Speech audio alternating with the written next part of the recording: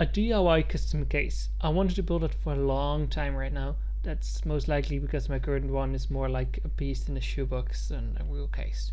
But join my journey about how I made this case my new case and how you could make your own. Before that, I would like to tell you that all the documentation is listed below, like a 3D PDF file, which awkward enough can only be opened by Adobe at this moment, and 2D drawings which you can open with any, it's just image. And so all the documentation is just listed below, so you can build this case too. I started with drawing in AutoCAD Inventor. This took me around 8 hours to do and another 16 hours to perfect my drawing, so everything would be as I would like it to be. This is about working exactly where every hole needs to be and how big they should be.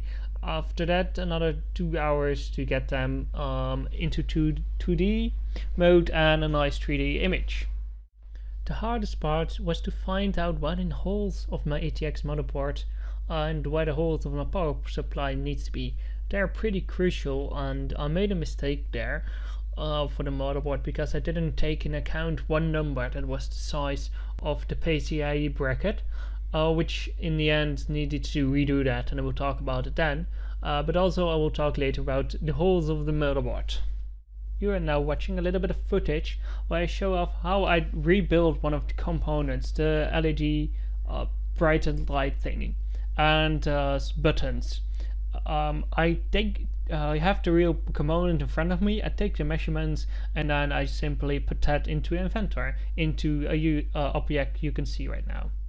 After that, I needed to redraw a little bit of the plastic front panels in a different program, since they're going to be made by a homemade CNC machine, and it needed to be in the format of the machine that the machine could handle.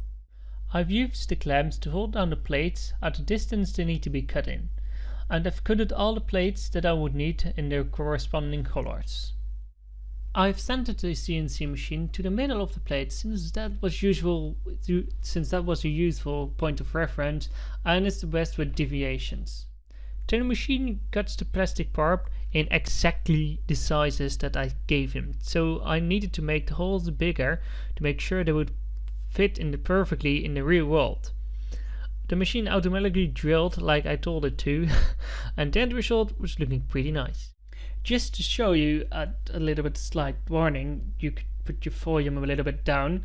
This is what such a machine sounds like when it's doing its job.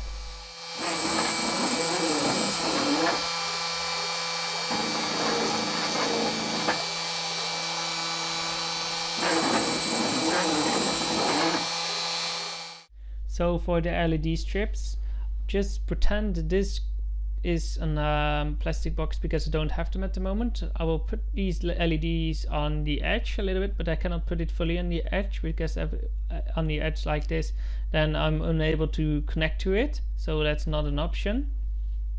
So what I will do is just move that over a little bit, then I will just mark it out with a pen, not a potload, and then I will do that on all corners, and then I can measure the distance between the left and the right one, and do that times 64, and that is the amount of LED strips I need to fill.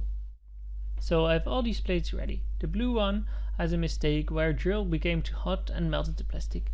I really should have cleaned the drill more often and this wouldn't have happened, but luckily for me it came out well on the other side and I can still use that.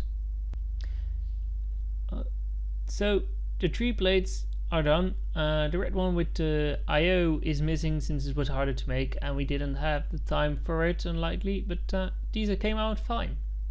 All the other plates also came out and the colors looks awesome. Only in my opinion the orange could be better, but this is really nice. And now for the people for you that love the lovely sound of plastic. There you go.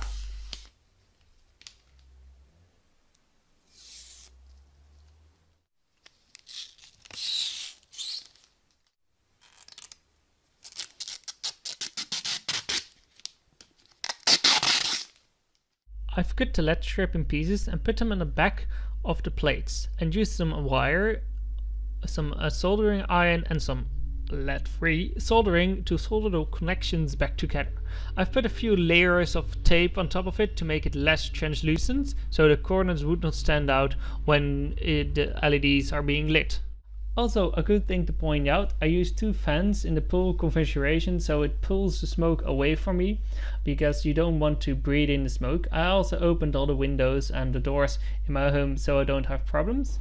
I cut it out I wired one of the sides of the wire on the LEDs. I cut it off and then I stripped it again and I put that onto another wire. I put the plus on the plus, the red on the red, the green on the green, and the blue on the blue, so I can use these panels for anything if I later so desire to. But for now, listen to the wonderful, definitely not awful sounds of soldering.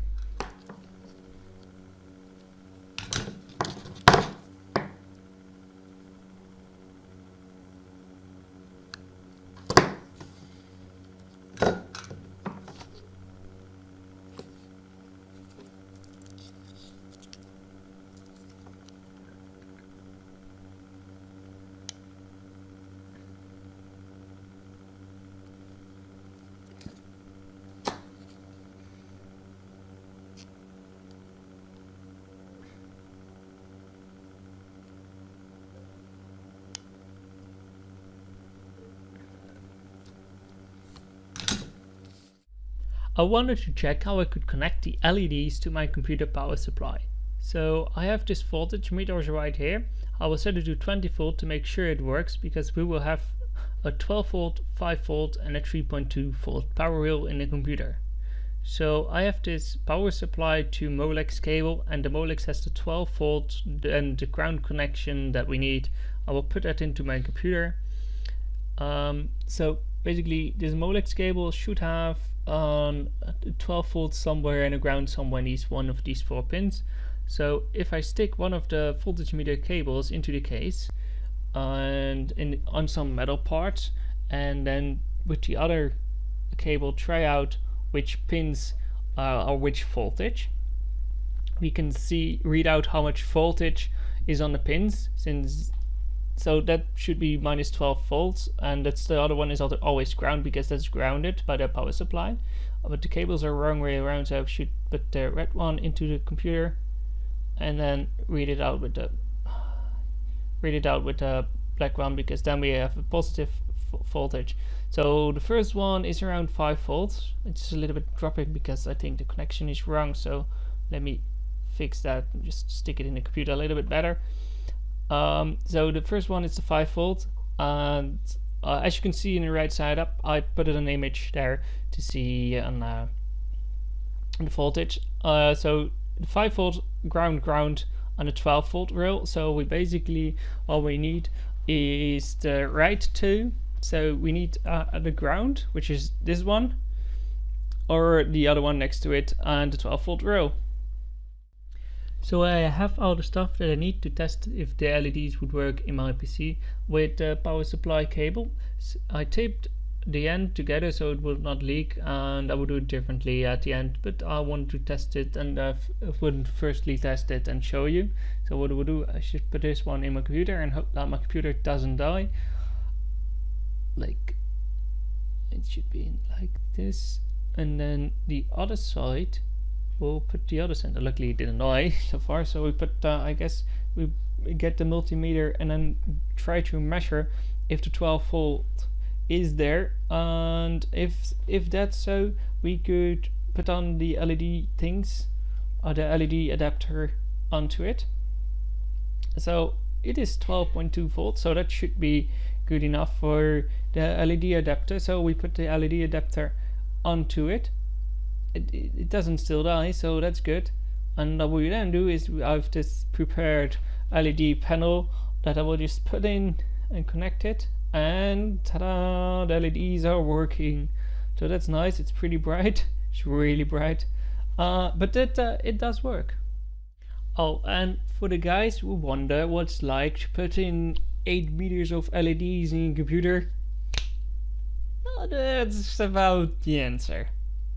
Yeah. Bit weird still, but it's fine. It's fine. So next up, I needed 2 hinges, and I've made them on a turning table out of aluminium. I locked it tight, and I moved the thing close to it so I could set the machine to 0. So just make sure that it barely touches it. So the distance to the thing is set to a certain distance. So I just do it like this, and then I set the machine both just to 0 it out. So both settings are, well, the X and the Y are both at 0. Then when I move my tool, the measurement of X will increase and decrease, and I needed to remove 12 millimeters. So I just will put it to 12 to see if that's about right. So let's move it to 12. 0 is the object the object we set, and 12 would be the amount that we need to remove, and that seems about right. So I will do that. So here you can see me removing a little bit of the hinges, and well, here you go. This is what this sounds like.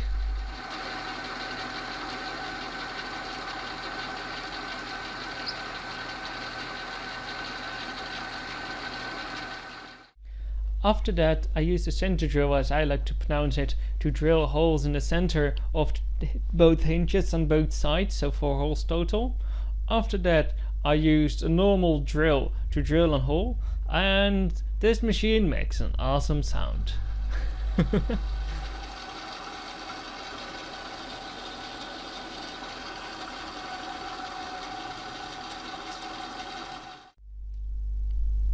That's it for part 1.